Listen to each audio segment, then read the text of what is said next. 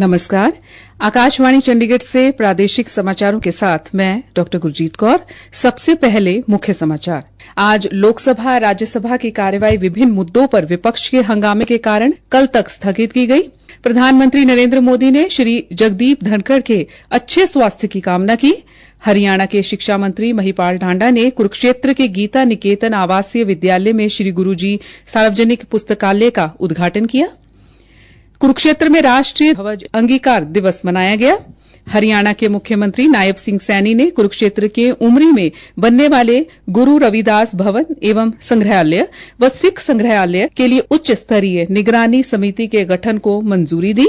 और प्रसार भारती के मुख्य कार्यकारी अधिकारी गौरव द्विवेदी ने कहा कि प्रसार भारती समाचार कक्ष में आर्टिफिशियल इंटेलिजेंस से संचालित समाधानों का परीक्षण कर रहा है। अब समाचार विस्तार से। आज लोकसभा और राज्यसभा की कार्यवाही विभिन्न मुद्दों पर विपक्ष के हंगामे के कारण कल तक के लिए स्थगित कर दी गई। इससे पहले दोनों सदनों की कार्यवाही विभिन्न मुद्दों पर विपक्ष के हंगामे के कारण 2 बजे तक के लिए स्थगित की गई थी।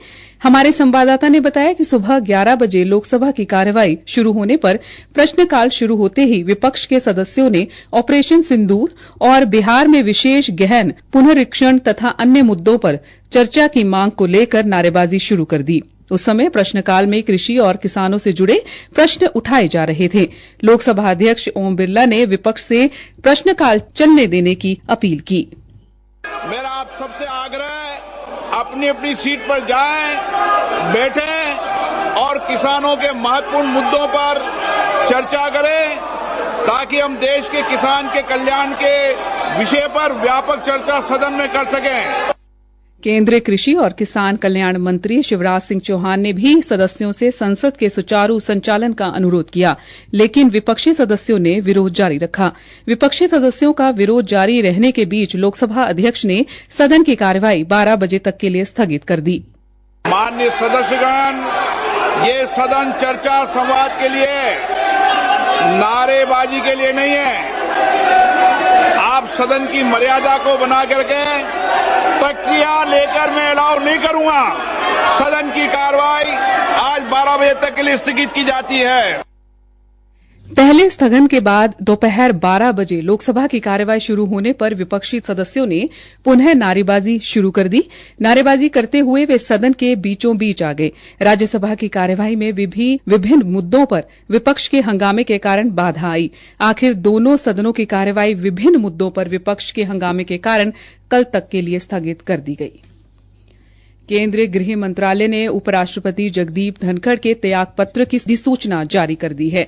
राज्यसभा में आज 12 बजे प्रश्नकाल के तुरंत बाद पीठासीन अधिकारी घनश्याम तिवारी ने उपराष्ट्रपति जगदीप धनखड़ के त्यागपत्र से जुड़ी गृह मंत्रालय की अधिसूचना के बारे में सदन को बताया। उपराष्ट्रपति जगदीप धनखड़ ने कल स्वास्थ्य कारणों का हवाला देते हुए त्यागपत्र दे दिया था। प्रधानमंत्री नरेंद्र मोदी ने श्री जगदीप धनखड़ के अच्छे स्वास्थ्य की कामना की है। स्वास्थ्य कारणों से श्री धनखड़ ने कल उपराष्ट्रपति पद से इस्तीफा दे दिया था। एक सोशल मीडिया पोस्ट में श्री मोदी ने कहा कि श्री धनखड़ को भारत के उपराष्ट्रपति सहित विभिन्न पदों पर देश की सेवा करने के कई अवसर मिले।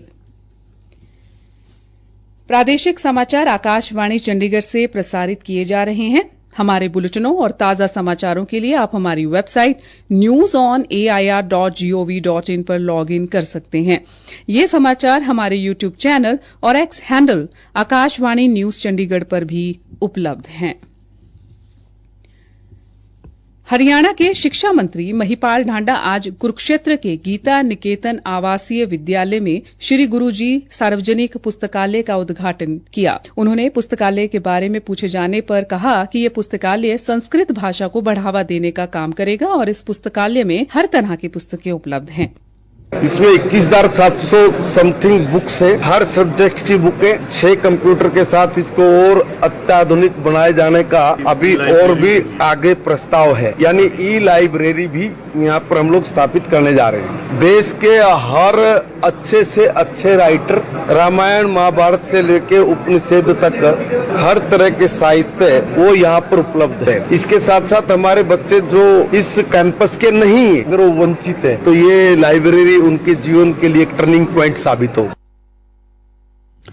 मीडिया के सवालों के जवाब देते हुए शिक्षा मंत्री ने उत्तराखंड सरकार की ओर से गीता को पाठ्यक्रम में शामिल किए जाने की सराहना की। उन्होंने कहा कि कुछ लोगों ने इसका विरोध भी किया है।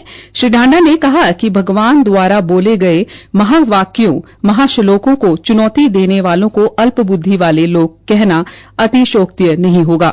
हरियाणा में गीता व अन्य ग्रंथों के प्रसंगों को पाठ्यक्रम में शामिल किए जाने को लेकर उन्होंने कहा कि पूर्व मुख्यमंत्री मनोहर लाल के नेतृत्व वाली सरकार में यह निर्णय लिया गया था जब रामविलास शर्मा शिक्षा मंत्री थे। उन्होंने कहा, हरियाणा की विधानसभा में निर्णय लिया गया था कि हम लोग गीता को अपने पाठ्यक्रम में लागू करेंगे, तो उसी वक्त से हमने 6वीं, 7वीं, 8वीं के लिए एक बुक, 9वीं, 10वीं के लिए एक बुक और 10वीं, 11वीं, 12वीं के लिए एक बुक, ऐसा बच्चे की उम्र समझ के अनुसार इन श्लोकों को नैतिक शिक्षा के पाठ्यक्रम में जोड़ा गया। यही नहीं, महारामायण और दूसरे भी जो धार्मिक बुक्स है उनमें भी जो प्रेरक प्रसंग पढ़ने के बाद हमारे बच्चे अपने जीवन में अपनाकर अपनी समृद्धि के रास्ते खोले और संस्कारों से युक्त होकर इस देश की तरक्की में सहयोगी बने। शिक्षा मंत्री ने कहा कि ज्ञान ज्ञान है, ज्ञान के रास्ते कभी बंद नहीं होते, ये बहुत व्यापक है। कुरुक्षेत्र में आज राष्ट्रीय ध्वज अंगीकार दिवस मनाया गया।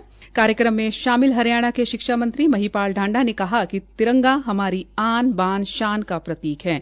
22 जुलाई 1947 को तिरंगे को अंगीकार किया गया। हिंदुस्तान के लिए ये बड़े गौरव का दिन है।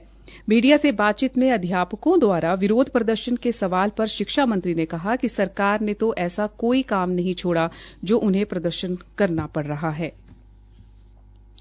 हरियाणा के मुख्यमंत्री नायब सिंह सैनी ने कुरुक्षेत्र के उमरे में 5 एकड़ में बनने वाले गुरु रविदास भवन एवं संग्रहालय व 3 एकड़ में स्थापित होने वाले सिख संग्रहालय के लिए उच्च स्तरीय निगरानी समिति के गठन को मंजूरी प्रदान की है। विरासत मंत्री डॉक्टर अरविंद शर्मा ने बताया कि कुरुक्षेत्र के उमरी में पुरातत्व व संग्रहालय विभाग व हरियाणा शहरी विकास प्राधिकरण के संयुक्त तत्वाधान में इस समिति का गठन किया गया है। गठित की गई समिति की अध्यक्षता विरासत व पर्यटन विभाग के प्रधान सचिव द्वारा की जाएगी, जबकि समिति में पुरातत्व एवं संग्रहालय विभाग के निदेशक, कुरुक्षेत्र के उपायुक्त, मुख्यमंत्री के विशेष कार्य अधिकारी प्रबलीन, पुरातत्व एवं संग्रहालय विभाग की उप निदेशक बनानी भट्टाचार्य, हरियाणा शहरी विकास प्राधिकरण अंबाला के कार्यकारी अभियंता, सूचना जनसंपर्क एवं भाषा विभाग के महानिदेशक को विशेषज्ञ के तौर पर शामिल किया गया है। प्रसार भारती के मुख्य कार्यकारी अधिकारी और Asia Pacific institute for broadcasting development general conference के अध्यक्ष गौरव द्विवेदी ने कहा कि प्रसार भारती भविष्य की जरूरतों को पूरा करने के लिए समाचार कक्ष में कृत्रिम मेधा यानी आर्टिफिशियल इंटेलिजेंस से संचालित समाधानों का परीक्षण कर रहा है।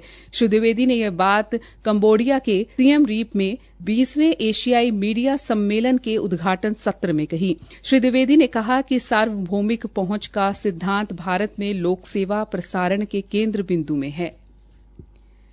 हरियाणा में 26 व 27 जुलाई को होने वाली सामान्य पात्रता परीक्षा सीईटी को लेकर अंबाला में परीक्षार्थियों के लिए रैन बसेरों व नगर परिषद की धर्मशालाओं में रुकने का इंतजाम किया गया है।